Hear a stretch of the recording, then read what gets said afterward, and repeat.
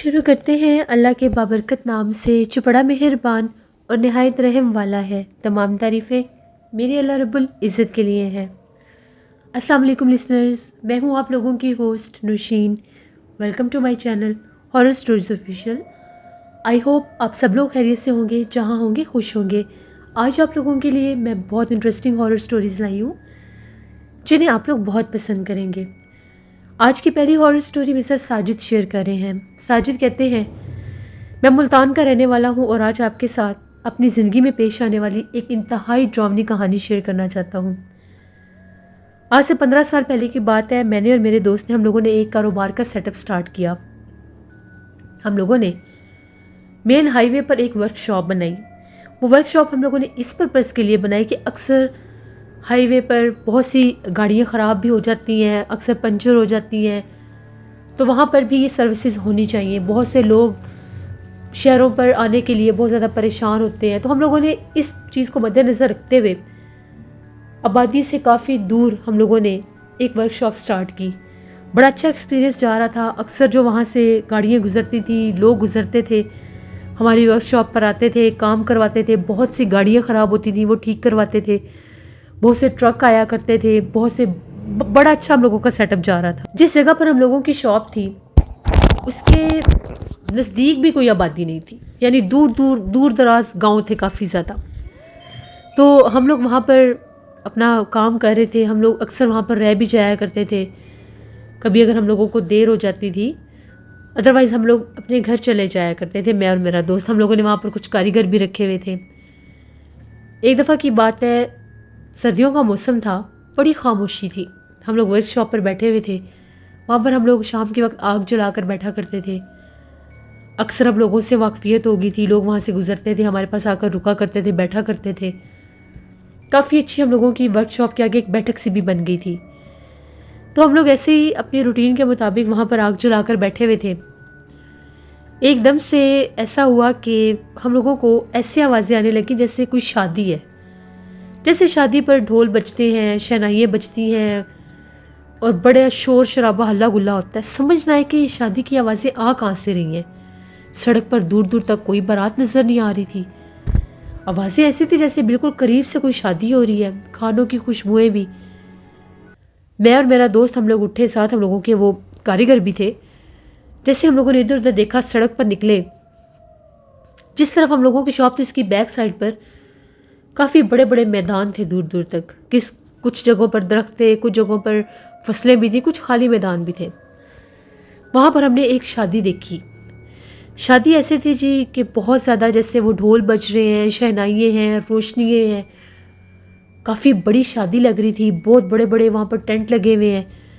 हम लोग बड़े परेशान कि शादी का फंक्शन है, ये मेन हाईवे है, इस तरफ तो कोई आबादी भी नहीं है, इस वीराने में कौन शादी करेगा।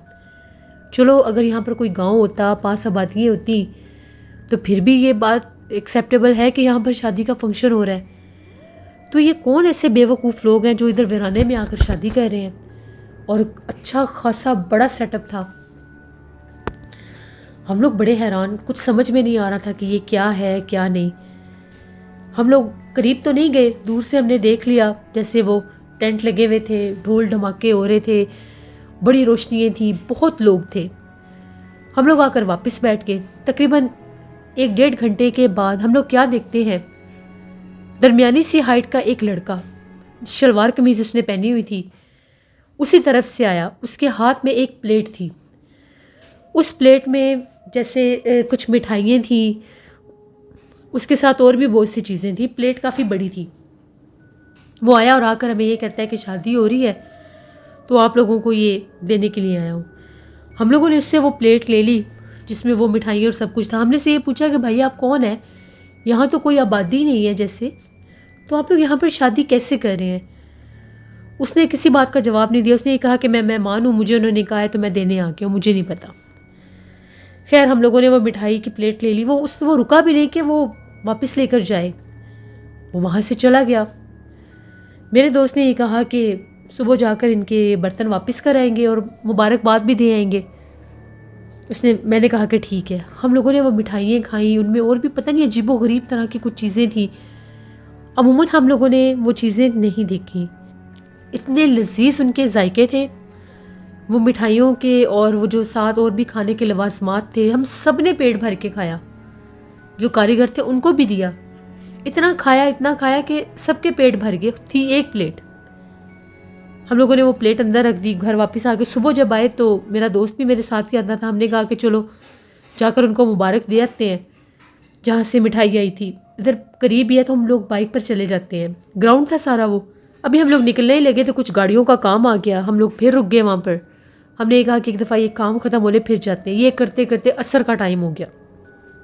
असर के बाद हम लोगों ने बाइक निकाला कि बर्तन दे आते हैं और वहाँ से उनको मुबारक भी दे आते हैं। मैं और मेरा दोस्त हम लोग बाइक पर थे। उसने वो प्लेट पकड़ी हुई थी, बड़ी वज़नी प्लेट थी वो, और प्लेट ऐसी थी जैसे वो पुराने दौर के स्टील तांबे के बर्तन होते हैं उस तरह की वो प्लेट थी। वो प्लेट भी कोई प्लास्टिक या शीशे की नहीं थी।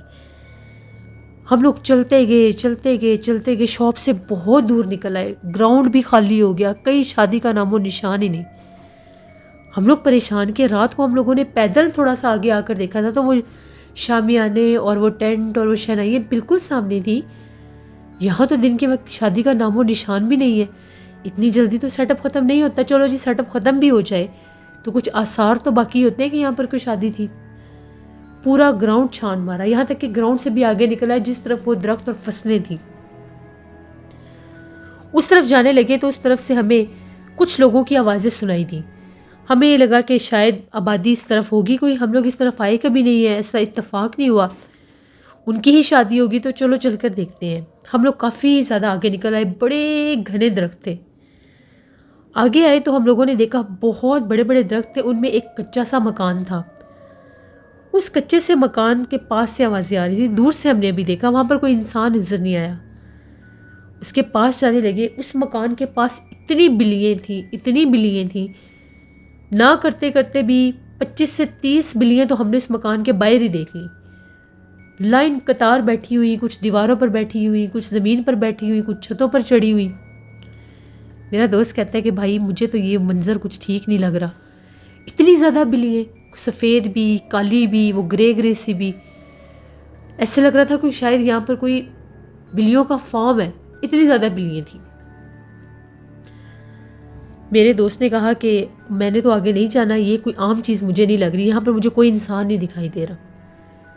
बेहतर यही है कि ये प्लेट हम यहीं पर रख देते हैं, जिसने भी लेनी हुई ले लेंगे। हमने ये प्लेट भी नहीं ले ली। मैंने उसे कहा कि ठीक है। हमने वो प्लेट, हम लोग उस घर के पास नहीं गए, दूर से हमने ये सब देख लिया और सारी की सारी बिल्लियाँ हमें ही देख रही थी। वहाँ पर एक छोटी सी टूटी सी दीवार थी जहाँ पर हम लोगों का बाइक खड़ा था। हम लोगों ने वो प्लेट वहाँ पर रखी, शुक्रिया अदा किया गायबाना कि जी बहुत शुक्रिया, आपने हमें मिठाई दी। इस तरह करके हम लोग बाइक वापस हम लोगों ने टर्न किया। अभी हम लोग उस मकान से थोड़ा ही दूर थे। जिस दीवार पर प्लेट रखी थी, प्लेट वहाँ से गायब हो गई और वो जो बिल्लियाँ थी वो भी गायब हो गई। इतनी ज़्यादा बिल्लियाँ, वो कहाँ गई, वो प्लेट कहाँ गई, ये सब एक मिस्ट्री बन गया। हम लोग तो इतने डरे, इतना तेज़ बाइक भगाया हम लोगों ने। वापस आए, कारीगरों को ये बात बताई, वो लोग भी सुनकर हैरान, पता नहीं माजरा क्या है। मेरे दोस्त के एक जानने वाले बुज़ुर्ग थे, उनसे रब्ता किया। वो अक्सर हम लोगों की वर्कशॉप पर आया करते थे। उनको बुलाया, वो आए, सारी बात उन्हें बताई, वो मंज़र बताया जो रात को देखा। तो उनका ये कहना था कि आप लोगों की जो वर्कशॉप है ये वीराने में है, ये हाईवे पर है, जहाँ पर दूर दूर तक आबादी नहीं है। आमदोरफ्त तो है कि यहाँ से ट्रैफिक गुजरती है, बस इतनी एक ही है। तो जो ये वीरानों में शादियाँ होती हैं ये जिन्नात की होती हैं। वो मुस्लिम जिन्नात थे जिनकी शादी थी। आप लोगों को उन्होंने मिठाइयाँ दी क्योंकि वो इस चीज़ का बड़ा एहतराम करते हैं कि जिस जगह पर शादी, अगर वहाँ पर से कोई इंसान गुजर रहा है तो उसको भी अपनी शादी में शरीक करते हैं, आपको मिठाइयाँ दे करके। फिर जो बर्तन आप बता रहे हैं कि वो आज के दौर का नहीं था, तो वो जिन्नात का ही था, उनकी ही चीज़ थी, और जहाँ पर आपने रखी वो गायब होगी। और वो जो बिल्लियाँ थी और वो जो घर था, उनका ये कहना था कि वहाँ पर दोबारा आपने कभी भी नहीं जाना, क्योंकि बिल्लियों के रूप में फिरने वाले वो जो जिन्नात हैं, ये गारंटी नहीं है कि वो मुस्लिम है या कौन है। अगर दोबारा आप वहाँ पर जाएंगे तो आपको जानी नुकसान भी हो सकता है। फिर हम लोग इस चीज़ से बहुत ज़्यादा डर गए। अक्सर वहाँ से आवाज़ें आती थी किसी के ऊंची आवाज़ में बोलने की, चिल्लाने की, जैसे लोगों में बातचीत हो रही है, लड़ रहे हैं। अक्सर हम लोगों ने एक और चीज़ भी नोटिस की कि बहुत से कुत्ते जैसे झुंड के झुंड भागते भागते रात को आते थे, उस ग्राउंड की तरफ देख देख कर भौंका करते थे और चले जाया करते थे, लेकिन उस ग्राउंड के अंदर नहीं जाते थे।